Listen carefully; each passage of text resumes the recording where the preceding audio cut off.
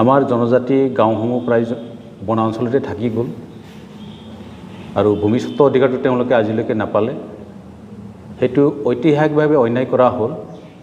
সেইটো চিন্তা কৰিয়েই 2006 চনত যেহেতু ভাৰত চৰকাৰে এটা বন আইন ঘোষণা কৰিলে, সেই বন আইন মতে 2005 চনৰ 13 ডিচেম্বৰ আগত যিসকল জনজাতিসকলে বনভূমিত আছে তেওঁলোকক ভূমিস্বত্ব অধিকাৰ দিব লাগে।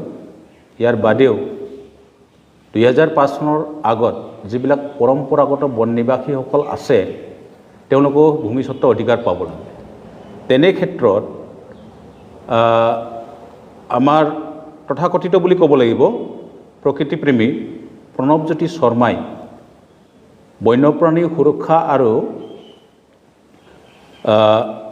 এলিফেণ্ট কৰিডৰসমূহ ৰক্ষণাবেক্ষণৰ নামত তেওঁ এটা মাননীয় গুৱাহাটী উচ্চ ন্যায়ালয়ৰ এটা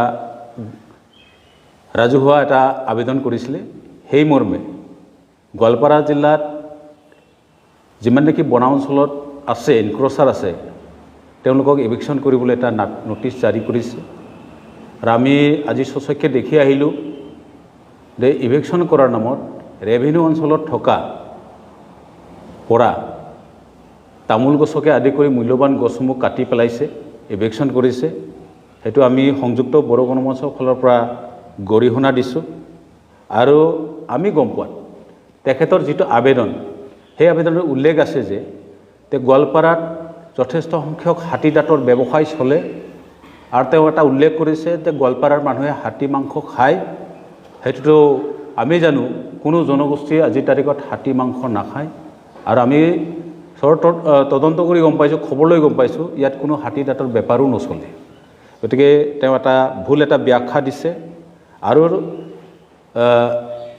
ফৰেষ্ট ডিপাৰ্টমেণ্টে ইয়াত ইভিকশ্যন কৰাৰ নামত যিটো ডিঅ'ফ' আছে তেওঁ ৰবৰ বাগানসমূহ ধ্বংস কৰিবৰ কাৰণে অৰ্ডাৰ দিছে, হুকুম এটা দিছে।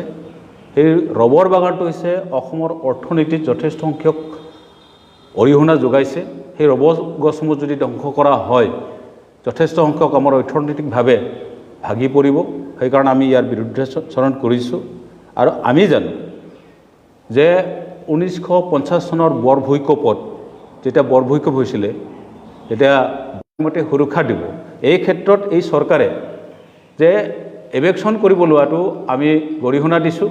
কাৰণ এইখন চৰকাৰৰ দিনতে এইখন চৰকাৰে জাতি মাটি ভিত্তিক এটা কথা দি পেলাই মানুহৰ পৰা ভোট আদায় কৰি ক্ষমতাত আছে। কিন্তু এই চৰকাৰৰ দিনতে যথেষ্ট সংখ্যক জনজাতি মানুহক ইভিকশ্যন কৰা হৈছে। গুৱাহাটীত আমাৰ জনজাতি মানুহক দুঠাইত কৰা হৈছে, বৰাক ভেলীত কৰা হৈছে, এতিয়া গোৱালপাৰা জিলাত কৰা হৈছে। গতিকে আমি সংযুক্ত বড়ো গণমঞ্চৰ ফালৰ পৰা এটা ডিমাণ্ড দিছোঁ যে 2006 চনৰ যিটো বন আইন ভাৰতবৰ্ষৰ সকলো ষ্টেটত হ'ল, সকলো ৰাজ্যত প্ৰয়োগ হ'ল, কিন্তু অসমত আজিলৈকে প্ৰয়োগ হোৱা নাই।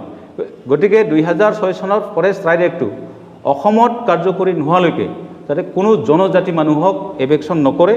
যদি কৰে ইয়াৰ বাবে আমি তীব্ৰতৰ গণতান্ত্ৰিক আন্দোলন এটা কাৰ্যসূচী ল'ম। আজি সেই ক্ষেত্ৰত আমি বিভিন্ন জেগাত মিটিং মাটাঙো কৰিছোঁ গোৱালপাৰা অঞ্চলত। আৰু আমি কৈছোঁ যে যিটো প্ৰণৱজ্যোতি শৰ্মাই যিটো ৰাজহুৱা এটা আবেদন জনালে সুপ্ৰিম কোৰ্ট হাইকোৰ্টত, ইয়াৰ বিৰুদ্ধে আমি ইয়াক প্ৰত্যাহ্বান জনাই আমি আদালতত এটা গোচৰ